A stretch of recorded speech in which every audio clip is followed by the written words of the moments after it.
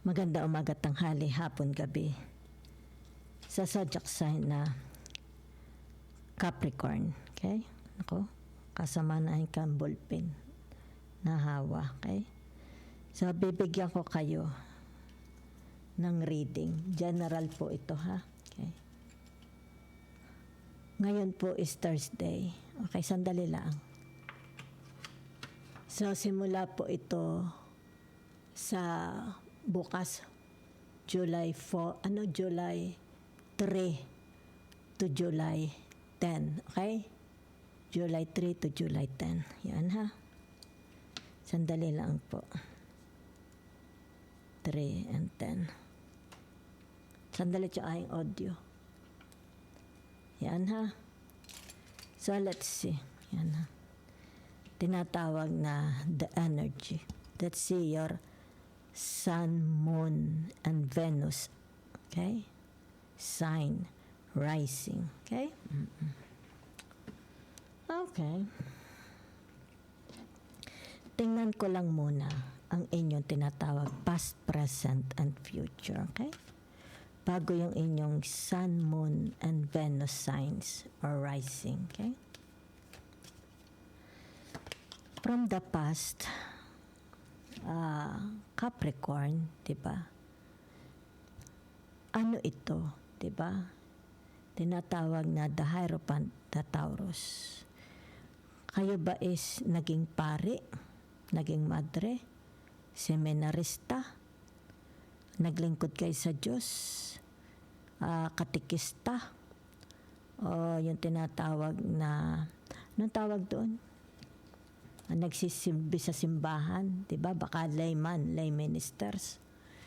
'Di ba? O yung tinatawag na yung mga bata, 'di ba? Maway na-assist sa pari. Yan. Na nakasuot sila ng parang pari, 'di ba? Yan. 'Yun. Ito, ha?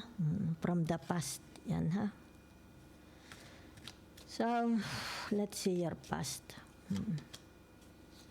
So, ibig sabihin nito, tinatawag na from the past, di ba? Pinagmamalaki kayo ng mga tao. Dahil ito kayo, di ba? Maybe you're a preacher, a brothers, di ba? Pari, di ba? It's like, may kinalaman ito sa tinatawag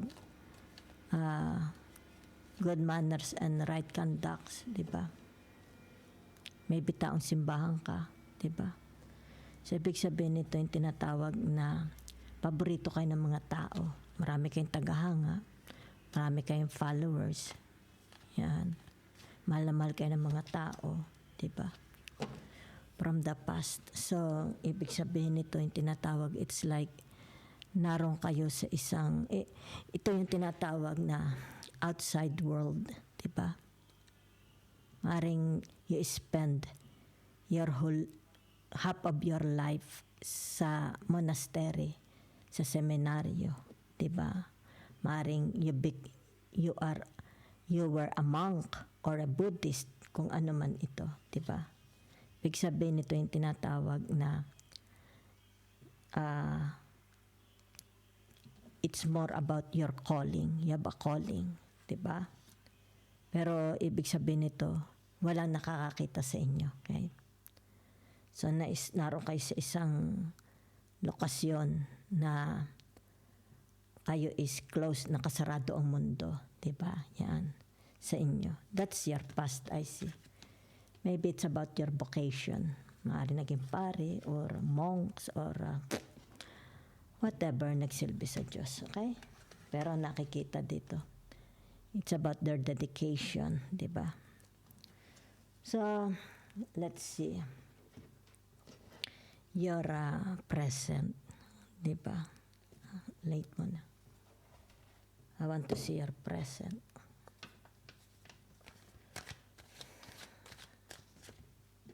Lagay ko din, ha? Mahal na mahal kayo ng mga tao. Maraming they are supporting you, di ba? Dahil yung ginagawa nyo from the past. So ngayon, nakikita naman dito yung tinatawag na wala naman kayong pinagsisisihan sa buhay nyo. Masaya kayo sa ginawa nyong desisyon. Ngayon ito ha, ngayon. Yan ha. So, nakikita dito yung tinatawag na kahit merong umalis na tao sa buhay nyo, iniwang kayo, it's like they deserted you, di ba? Yan. Malakas yung iyong immune, di ba? Masaya ka, di ba? Yan. Kahit ikaw is left alone in the cold, meron nag-abandon sa inyo, di ba? Pamilya mo man ito, magulang mo man ito, mga kapatid mo man ito, asawa mo man ito, nakikita dito, masaya ka. Okay? Yan. It's like hindi ito sagabal sa iyong kaligayahan sa ngayon, di ba? Yan, kumbaga dito, you are not living in the past. Yan ha. Ang importante yung kaligayahan mo ngayon. Okay? So, for some of you here, maybe you have a responsibilities na iniatang sa inyo, di ba? Let's say, sabihin natin kung sino itong taong umalis na sa buhay nyo, either tinatawag may iiwan silang let's say sabihin nating legacy or will and testament or ikaw mamamahala ng wealth, properties, ng business, ikaw ngayon ang magpo-provide kung sino itong mga naiwan sa inyong pangangalaga, di ba? Or maaaring sabihin na natin baka ito ngayon kung sino man itong umalis sa buhay nyo, meron dito it's like foster parents, di ba? Kung sino itong nagpalaki sa inyo, nagpaaral sa inyo, binigyan kayo ng shelter. Diba? Yan. So, ibig sabihin nito na hindi kayo, you are not harboring the past. Maligaya kayo ngayon. Okay? Mas maligaya kayo. So, meron kayo ditong ngayon, hinihintay. Diba? Yan. May hinihintay kayong balita. It's like balita from, kasi mundo. Okay? From abroad, 'di ba? Kung kanino man galing itong balitang ito, 'di ba? Ito yung tinatawag na yan, matagal siguro kayong hindi nagpangita. Baka umalis siya sa buhay nyo, matagal kayong hindi nagpangita. Maaring bata pa kayo noong kayo magkahiwalay. Baka ito'y kapatid mo, pwede asawa, mga anak, yan. Kung sino man ito, 'di ba? So, ito yung tinatawag na correspondence, patuloy ang inyong communication through social media, di ba? It's like sulatan, message, di ba? So, I want to see your future, okay? Gamitin natin itong modernong tarot.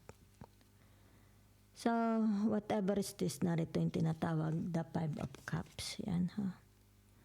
So, narito ang the 6 of Pentacles, okay? At narito ang tinatawag na the Justice cards. Okay? So, ang nakikita ko sa inyo dito, yan. Yung tinatawag na sci-fi tarot, a disaster aboard the space cruiser Sigma, but there is always more to the story. It's like in the future, meron kayong tinatawag na malalaman, 'di ba? It's like ito'y matagal nang napabaon sa lupa, limot na. It's like memories from the past. Pero ito'y tinatawag na lalantad sa inyo. Okay? Okay. So, narito ang tinatawag na the 6 of Pentacles, di ba? So, ibig sabihin ng the 6 of Pentacles, in the future, kayo is pararangalan. Okay? Yan. You will receive, let's say, sabihin na nating a trophy, a medal, maybe in the form of money. Okay? Maybe in the form of materials, a house, a car, a jewelry, di ba? Yan. Pararangalan kayo. Okay? I don't know what's your job. Maaring you're a scientist, you're a doctor, you're a lawyer, di ba? Kasi nakikita dito, yung tinatawag na major arcana, the justice, di ba? So, it's more about tinatawag na katotohanan, okay? Ito yung tinatawag malalantad na katotohanan. Katotohanan lang ang lumalabas sa bibig ninyo, di ba? It's like ikaw ang magiging susi para mabungkad, di ba? Kasi meron dito. It's like ito is limot na. Parang limot na sa panahon, dekada. Maybe you're a lawyer, di ba? O kaya dito pararangalan ka because of this, di ba? It's like tinatawag na sa pamamagitan mo kung kaya ito is nabuksan, di ba? Na ipahayag, na discover, di ba? Baka ito'y tagong yaman. Baka ito'y it's more about, ito'y inilibing na sa limot, di ba? Maybe ikaw ay nagtatrabaho sa mga autopsy, di ba? Yan. Kasi magagawa ka ng tinatawag na record. It's like sabihin natin ikinamatay ng taong ito, di ba? Maybe you're a detective. Yun ang nakikita ko, ha? So, yan, pararangalan kayo, ha? Kayo na lang po. Ano ang trabaho nyo? Maybe you're a judge, di ba? Maybe it has something to do about your career, your work. Kaya pararangalan kayo, di ba? Kasi meron ditong na-discover, ikaw lang ang nakasolve. Yan, kayo lang po ang nakasolve. Okay? So, let's see your tinatawag sun and moon. Your sun, moon, and Venus signs. Okay? Yan. Inahan natin yung sun, di ba? It's about ano nagpapasaya sa'yo. Meron bang success sa iyong career, di ba? About your relationship to others. Okay? So, nakikita dito sa sun, di ba? Meron ditong tinatawag nagpapahirap sa inyo, di ba? Yan. Maybe sabihin na nating meron kayong mga vices, di ba? Bisyo. Yan. Na hindi nyo malabanan. It's like you're very weak. Ito, halimbawa sabihin nating smoking, okay? O drinking. Whatever. Maybe katamaran. Maring kulang kayo sa exercise. Baka hindi kayo kumakain ng masusustansyang pagkain. Diba? Mabigat. Ito yung tinatawag na the Capricorn. Kasi Capricorn, diba? So, ibig sabihin nito, maybe sabihin na natin, baka may mga asthma allergies kayo, diba? So, it's more about your lifestyle, okay? Your way of living, okay? Baka hindi kayo nasisikatan ng araw. So, ibig sabihin nito, tinatawag na kasi lumabas ang the Ace of Cups, di ba? Siguro, tinatawag na malungkot ka, di ba? Kasi narito, it's like hindi kayo inspired, walang nagpapasaya sa buhay niyo, okay? Walang, kumbaga dito, it's like wala kayong kapartner siguro, okay? So, magbabalik lang ang saya sa buhay mo kung ikaw mismo ang magpapakawala sa sarili mo, 'di ba? Sabihin na natin, if you have a past experience, okay, from love, okay, it's not just the end of the world. Ibig sabihin nito, open up yourself, 'di ba? Mingle, magsosyal ka, di ba? Para matagpuan mo. Kung halimbawa malungkot ka, hindi ka inspired, hindi ka motivated dahil wala kang ka-partner, wala nagpapasaya sa iyo, di ba? You will only find this kung ikaw mismo ang tutulong sa sarili mo, di ba? Yan. So, ito yung tinatawag maybe your lifestyle, di ba? Masyadong boring ang buhay mo.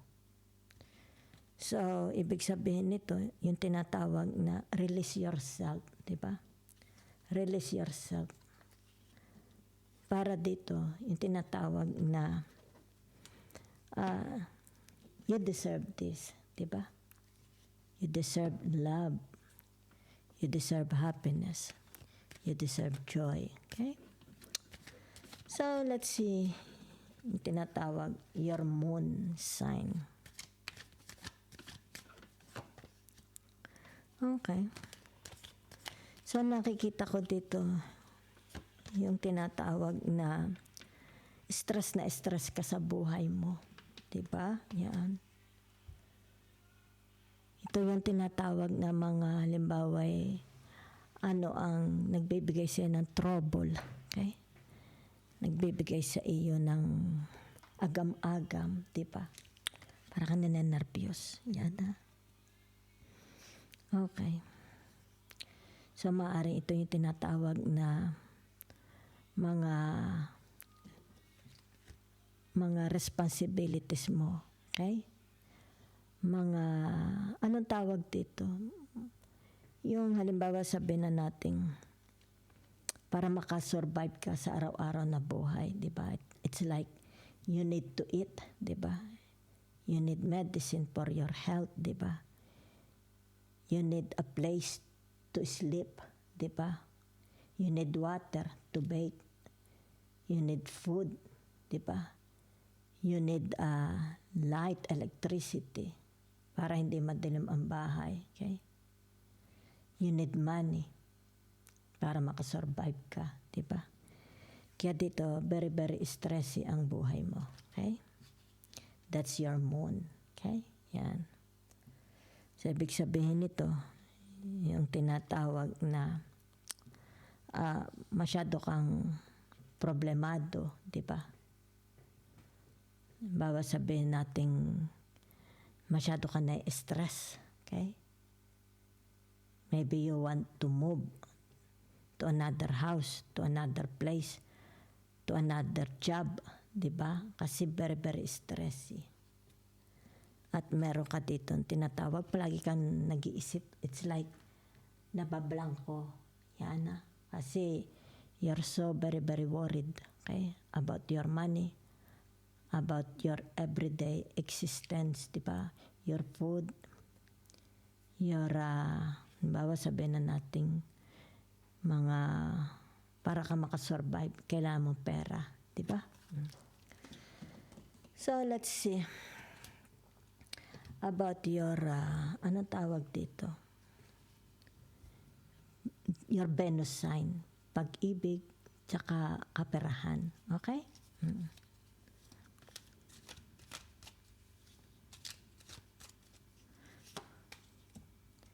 So, naririto, ang tinatawag na the chariot, di ba? So, it's you, okay? It's about your decision. It's about willpower, di ba? It's about where do you want to go, di ba? Saan mo dadalhin ang buhay mo, okay? So, ibig sabihin nito, maaring tinatawag na maybe there is a travel you are planning for travel, di ba? Movement, transfer, okay? Pero nagpaplano ka pa ngayon, okay? So, ibig sabihin nito, meron kayong marireceive. Yan ha. May marireceive kayo from someone. Maybe, halimbawa, from your siblings, mga kapatid na panganay o bunso, kung sino itong taong malalapit sa inyo, maybe your parents, di ba? You will receive, di ba? Yan. So, meron ditong tinatawag na the Five of Cups. Yan ha. So, ibig sabihin ng the Five of Cups na ito, okay? Tinatawag na mga tao na related sa inyo, di ba? Kasi iba na ito, kayo ito. It's more about action, pero nagpaplano, okay? So ito yung tinatawag na it's like kung pwede lang daw nilang ibalik the hands of time, di ba? If I can turn back the hands of time. Ito. So, ibig sabihin nito, tinatawag na it's like baka parang they have shame, di ba? They have shame. They have, hindi sila makapunta, okay? Para kayo is masilayan, makita kung sino man itong tao sa buhay nyo, okay? Kasi kung ito'y energy nyo, maring this is your energy from the past, di ba? Ibig sabihin nito, kung sino itong umakay sa inyo, okay? Or kung sino itong kayo is inalagaan, yan ha? Ito na kayo, di ba? You're different from the past, di ba? You're no longer harboring what happened in the past, okay? Kung kaya dito nga nakikita, di ba? Yan, the sun, okay? So, kung ito na may energy, kung sino itong mga taong naging part of your life, di ba?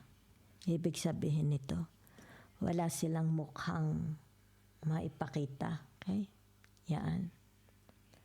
So, ano ang kanila lang nagagawa pagmasdan kayo, especially nakikita nila, di ba? Your life now, okay? So, whatever is this, ito'y may kinalaman sa tinatawag success, di ba? Kumbaga dito, you are ready na, okay? Sa tinatawag pagbabago, okay? So, tingnan ninyo, double confirmation, di ba? Double confirmation. Kung sino itong umalis sa buhay nyo, merong magbabalik to fulfill their promise sa inyo. Okay? Maaring may umalis sa buhay nyo. Maybe through social media, diba? Nag-uusap kayo. So, ibig sabihin nito, hindi magtatagal, magpapangita kayo. Maybe, sino man ito, siblings, parents, loved ones, friends, pwedeng kapartner mo, your person, pwede your children, diba? Yan. So, nakikita, babalik siya, diba? Yan. It's like, ang huli ninyong pagkikita nung maliliit pa kayo. Pero ngayon, malalaki na kayo, diba? Yan. Meron din dito, it's like from your past, gusto nilang mag-make up, di ba? Yung mga nawala from the past, let's say sabihin natin, mga maraming dekada nawala, gusto nilang mag-make up, di ba? Mari pinagsisihan nila, sila'y umalis, di ba? Pero nakikita dito yung tinatawag na your perseverance. It's about your perseverance, di ba? Yan, na magbago ang kalagayan mo sa buhay, di ba? Yan. Pwede rin ito'y tao, okay? Ibig sabihin nito, it's about their perseverance na maiahong ka, okay? Madala ka, di ba? Sa tinatawag na magandang katatayuan, bahay, pag-abroad, bagong trabaho, di ba? bagong mga tao, relationship, di ba? Bagong environment. Okay? So that's what I see for you.